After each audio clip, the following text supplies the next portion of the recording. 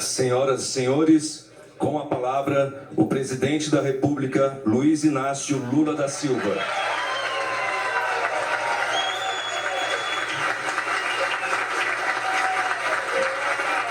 Eu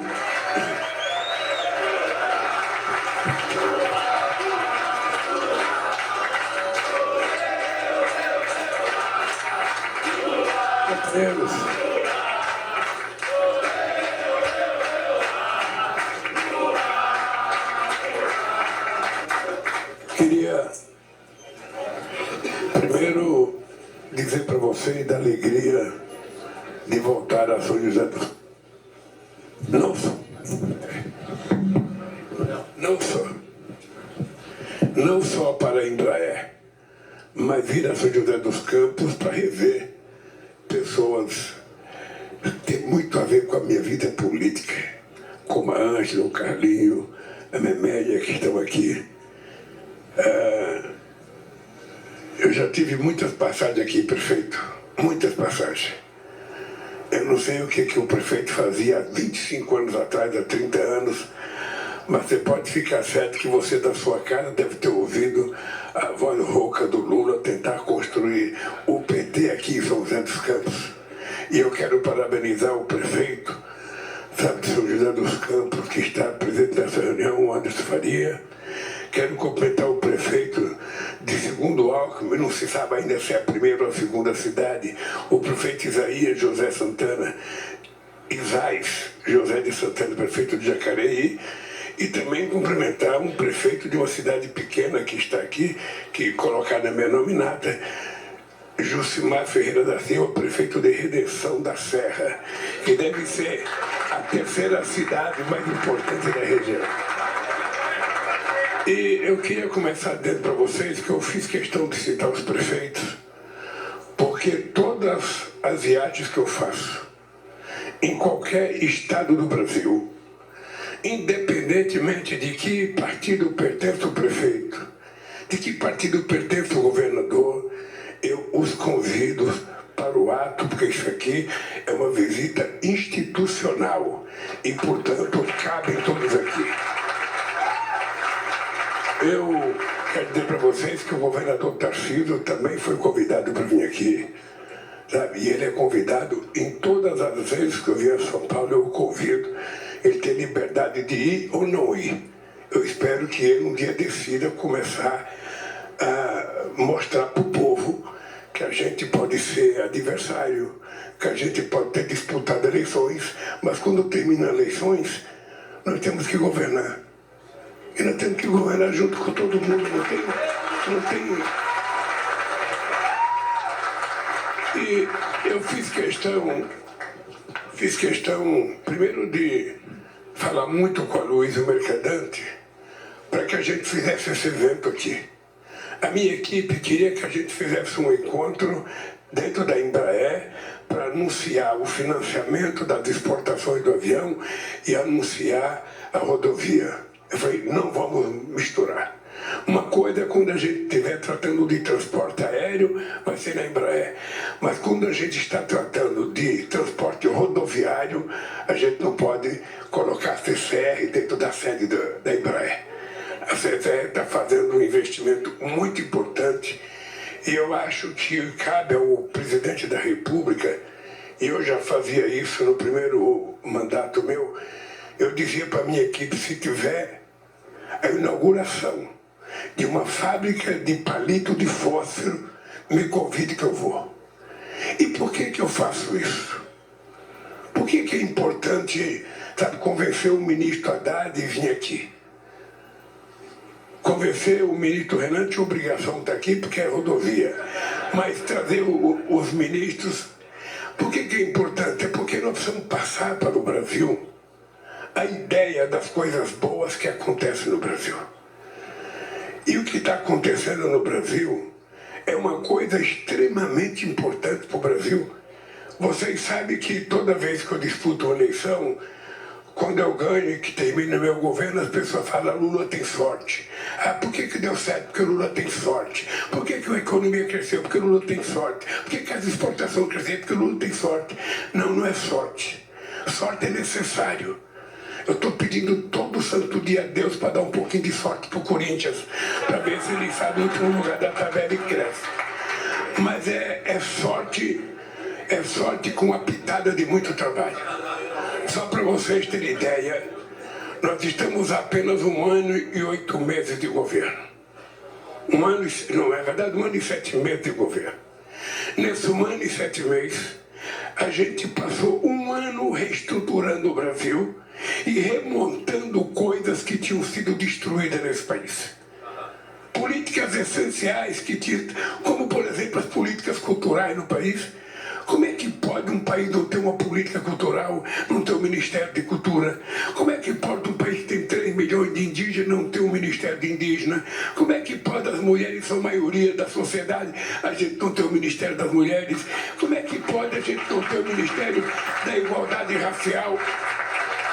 Então nós passamos um tempo tentando reconstruir o país e reconstruir a finança do Brasil.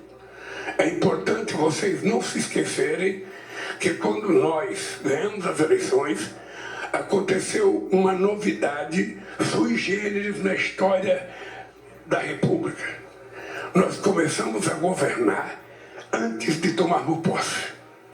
Porque tivemos que ir para dentro do Congresso Nacional, a quem nós somos muito agradecidos, aprovar uma PEC da transição para que a gente pudesse ter dinheiro.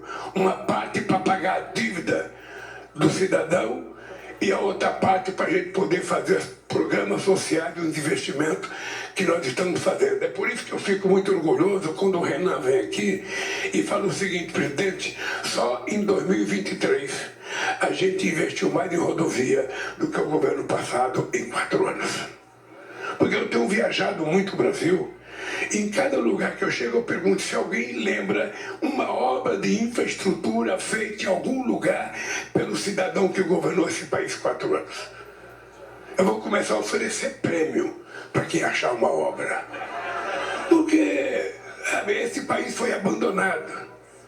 Então, quando eu vejo aqui a Luiz Mercadante, você, Santander, Itaú e Bradesco se juntando para fazer o maior processo de eventos que já foi desse país, eu fico imaginando o milagre disso. Eu vivi nesse país quando o BNDES era tratado como se fosse inimigo dos bancos privados. Era tratado, o Banco do Brasil era tratado, a Caixa Econômica, não. O país precisa de um banco público, mas esse banco público pode perfeitamente bem trabalhar em sintonia, em harmonia com os bancos privados para construir o futuro desse país.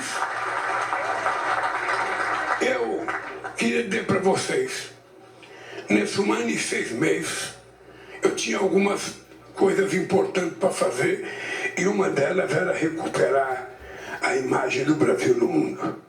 Vocês sabem que nós passamos um período em que ninguém queria vir aqui e ninguém queria receber as pessoas lá.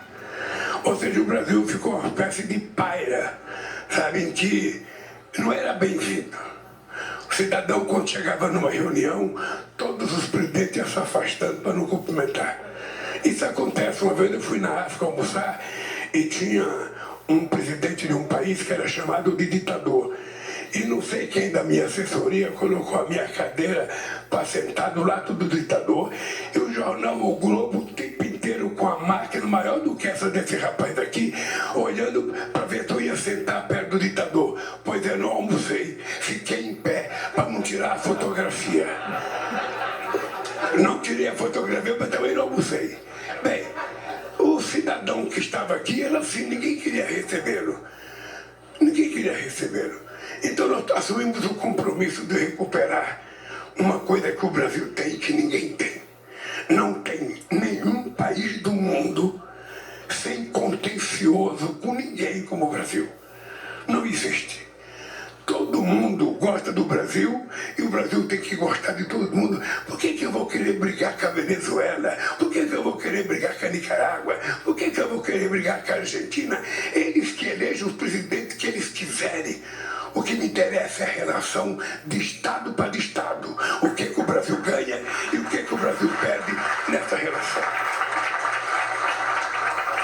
É por isso, meus amigos e amigas,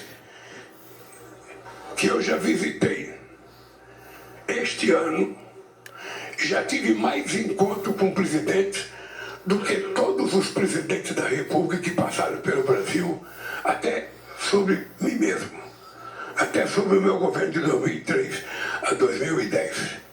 Por quê? Porque esse ano eu resolvi primeiro participar de uma reunião com a União Europeia. Toda a União Europeia, são 30 e poucos países. Depois, juntamos a União Europeia e a América Latina, que é mais 33. Já foi para quase 60 presidentes. Depois eu participei de uma reunião com os presidentes da União Africana, 54 países. Depois eu participei de uma reunião da CELAC na América Latina, 33 países.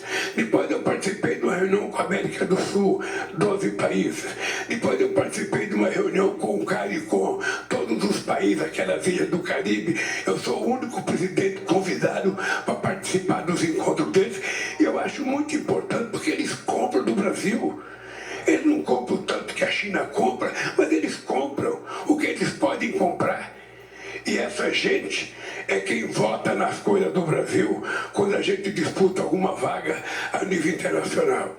Além de participar de todas essas reuniões, eu queria dizer para vocês que eu já participei do G20, já participei dos BRICS, e este ano, é verdade que eu fui ao mundo ano passado, mas a partir de agora, o Haddad, é o mundo que vem ao Brasil. Nós estamos fazendo o G20, que é o encontro das 20 maiores economias do país no Brasil. E está tendo 67 reuniões até a reunião presidencial em outubro. Depois que o mundo vier para o Brasil no G20, eu vou ainda participar da COP30 no Azerbaijão. Eu vou participar dos BRICS na Rússia. E eu vou participar da PEC, ainda no Peru, que é a questão dos países do Pacífico. Que o Brasil não faz parte, mas como a China quer discutir a Rota da Seda, nós então vamos ter que preparar uma proposta para discutir o que eu ganho. O que o Brasil ganha se a gente participar desse negócio? Qual é a fatia importante de participação do Brasil? E por último, nós vamos ter o ano que vem aqui. Nós vamos ter os BRICS no Brasil e vamos ter a COP30, que é a reunião sobre o clima em Belém do Pará. Porque vocês acompanham pela imprensa, todo mundo dá palpite sobre a Amazônia. Todo mundo, na Suécia, na Finlândia, na Noruega, na Dinamarca, todo mundo fala da Amazônia. Então nós resolvemos fazer a COP30 lá na Amazônia, para que a Amazônia fale para o mundo o que ela é, o que ela quer e o que ela precisa. Bem, dito isso, meus companheiros e companheiras, eu queria dizer para vocês que eu vivo um momento político muito especial, mas muito especial. Eu digo para todo mundo e digo para o Haddad todo dia, não se preocupe que as coisas vão dar certo. Não se preocupe. Sabe, eu não sei se em algum momento da minha história política eu tive a leveza que eu estou tendo para governar esse país. Primeiro porque tive a sorte de procurar um ex-adversário para ser o meu aliado nessa disputa e é um vice extraordinário. Depois eu tive a sorte de montar um governo com gente muito mais tarimbada, muito mais experiente. Só ministérios são 8 que já foram governadores, é todo mundo de muita competência, as coisas funcionam muito rapidamente, mesmo a burocracia sendo uma coisa difícil da gente vencer. Porque, na verdade, a burocracia é quem manda no país. É o cara de terceiro escalão que, se tiver que assinar um papel, ele guarda na gaveta, não assina e o presidente fica esperando. É assim que funciona a burocracia. Eu digo sempre o seguinte, o presidente é como se fosse uma locomotiva. Ele vai toda hora, passa, buzina, pita, não sei das quantas, Mas a estação está lá parada, a estação é a mesma. O vendedor do bilhete é o mesmo, só muda o trem. Então é o seguinte, o trem só tem um mandato de 4 anos. A estação não, a estação tem mandato de 40, de 50. A estação, a burocracia presta um concurso, nunca mais é mandado embora e fica até morrer. Nós não. Vocês políticos, todo mundo chama político de ladrão, político um monte de coisa. E eu digo sempre o seguinte, quisera Deus que todas as profissões fossem igual político. Porque mesmo que você chama ele de ladrão, ele vai ter que a cada 4 anos ir pra rua, vai ter que se expor, vai ter que ser atacado e vai ter que atacar para poder sobreviver. E é assim que a gente aprende a fazer política e é assim que a gente constrói o que nós estamos fazendo aqui. Você viu essas coisas que o Haddad falou que mudou no Congresso Nacional? Vocês sabem que a gente estava há 40 anos querendo aprovar uma política tributária no Brasil que desse um horizonte de modernidade nos tributos nesse país. Todo mundo que faz política imaginava o seguinte, como é que o Lula vai querer governar? Ele só tem 70 deputados. Tem 513 deputados na Câmara. Como é que ele vai querer governar? Ele só tem 9 senadores e tem 81 senadores no Senado. Como é que ele vai governar? Simples, governando, conversando com as pessoas, sendo tolerante com as pessoas, aceitar a opinião das pessoas, porque não é tudo que o governo manda que tem que ser aprovado do jeito que o governo quer. Eu não sou do governo, eu pertenço a outro partido político, eu tenho outra orientação econômica, eu não quero aquele projeto tal como a Haddad falou. Então faz uma proposta, companheiro. Quem sabe você tem uma emenda melhor. É assim, conversando, dialogando, sem se importar com o que alguém tenha falado de você um tempo atrás, mas é pensando no futuro. É assim que a gente conseguiu, em apenas 1 ano e meio, aprovar uma política tributária que esperava 40 anos dentro do Congresso Nacional.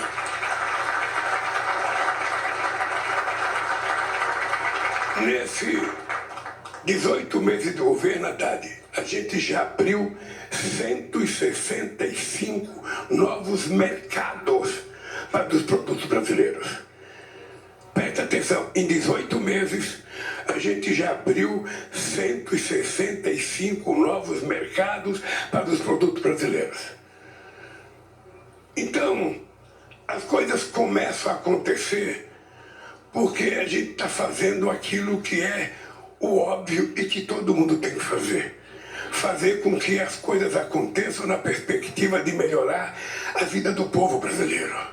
Porque tudo que o povo deseja de um governo é que ele, sabe, não se meta na vida das pessoas. Não fique fazendo fake news todo dia, falando mal da mulher, não sei de quem, do marido, não sei de quem. Não é o papel do presidente, o papel do presidente é cuidar. Cuidar de 213 milhões de pessoas que uma maioria depende muito do governo, uma outra minoria depende menos. Então o nosso papel é governar para fazer com que a gente atenda as pessoas mais necessitadas desse país, que a gente cuide daqueles que tiveram menos oportunidade, que a gente trate de criar as oportunidades. E quando a gente vê uma empresa aceitar fazer o investimento, como a CCR está fazendo na Dutra, a gente é obrigado a dizer de que Haddad cada vez menos, quem sabe a gente vai precisar de dinheiro do orçamento público para fazer as obras de infraestrutura desse país e muito mais a gente conquistar confiança. Então, companheiros, eu vim aqui para isso. Eu vim aqui para dizer para vocês, o Brasil está vivendo um bom momento. Um bom momento. Eu posso dizer para vocês que eu já fui presidente 2 vezes. E vocês se lembram que quando eu deixei a presidência, eu tinha 87% de bom e ótimo. Eu tinha 10% de regular e 3% de ruim e péssimo. Isso devia ser no comitê dos meus adversários, né? Mas de qualquer forma, sabe, eu tô vivendo um momento excepcional. as conversas que eu tenho com os outros países, a conversa que a gente está tendo com os empresários. O Alckmin toda semana me leva um prêmio lá na presidência. Outro dia, ô Lula, você tem que receber a indústria automobilística que está em crise, que não estava não sei das contas, fazia tempo que não fazia investimento. Aí eu recebo a indústria automobilística para anunciar investimentos de 129 bilhões de reais até 2028, coisas que não faziam há 40 anos. Depois ele me leva o setor do aço para fazer investimento de 100 bilhões de reais. Depois me leva o setor de alimento para fazer investimento de 120 bilhões de reais. E quer me levar o setor de papel e celulose para anunciar mais investimento de 120 bilhões de reais. Além de tudo isso, e de vocês que foram obrigados por competência a criar, sabe, essa nova forma de financiar projetos de infraestrutura, eu fico perguntando a Luiz, quem tem você? Por que eu preciso de inteligência artificial? Eu preciso de inteligência humana. Alguém que tenha facilidade de fazer as coisas, pensar politicamente e pensar socialmente as coisas. É por isso que eu quero terminar dizendo para vocês, companheiros e companheiras José dos Campos, tenho certeza absoluta, não tem como este país não dar certo. Não tem como. Pode ficar certo disso. Vai acontecer tudo o que a gente sonhou. A gente vai gerar mais emprego, a gente vai aumentar mais salário, a gente vai garantir mais desenvolvimento, a gente vai garantir mais investimento na educação, a gente vai garantir mais gente na universidade, mais gente nos institutos federais.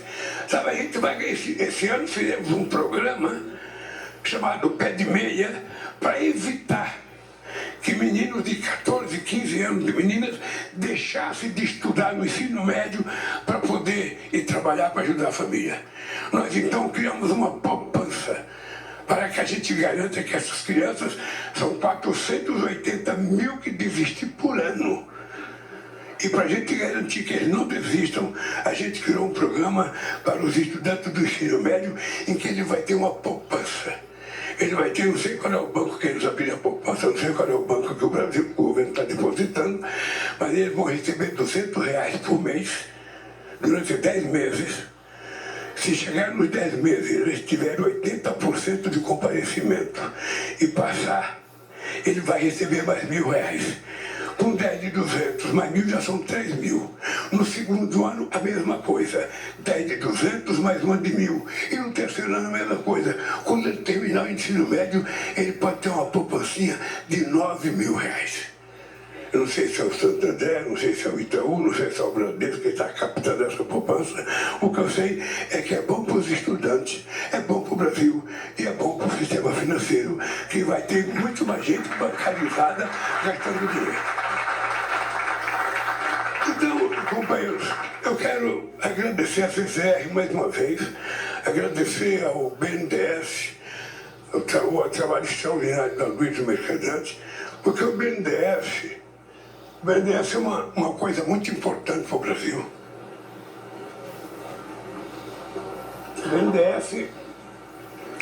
BNDES foi quem livrou o Brasil a dar. Você estava no Ministério da Educação, quem ajudou o Brasil a não se afundar na crise de 2008 foi exatamente o nosso BNDES, colocando quase 500 bilhões de investimento para que a gente pudesse não paralisar esse país. Então eu quero dar os parabéns a Luiz, a você, a direção do BNDES, aos companheiros que junto com o Bradesco, Itaú e Santander fizeram essa engenharia, sabe, desses depêndios em que o empresário não tem nem que dar garantia, ele é o próprio garante. Aí eu lembrei que quando eu nasci, minha mãe falou assim para mim: ô Lula, eu já te pus do mundo, agora você se garante. Então eu estou aqui garantido que nessas empresas aqui, para que a gente faça esse país dar certo. Gente, Ângela, um beijo, foi muito bom te ver. Um beijo, Carlinhos, um beijo, Amélia, um beijo, companheiro. Deputado Zaratini, deputados que estão aqui, que eu esqueci até de ler a nominata dos companheiros que estava aqui na minha mão. A nominata do companheiro Zaratini, companheira professora Luciane, companheira Lecar Santana, nosso deputado federal. generais, obrigado pela presença de vocês aqui. E companheiro prefeito, obrigado pela sua presença. Obrigado pela sua presença. Isso demonstra, sabe, civilidade. Isso demonstra civilidade. Então, gente, um abraço. Um abraço, obrigado por tudo que vocês estão ajudando a construir nesse país.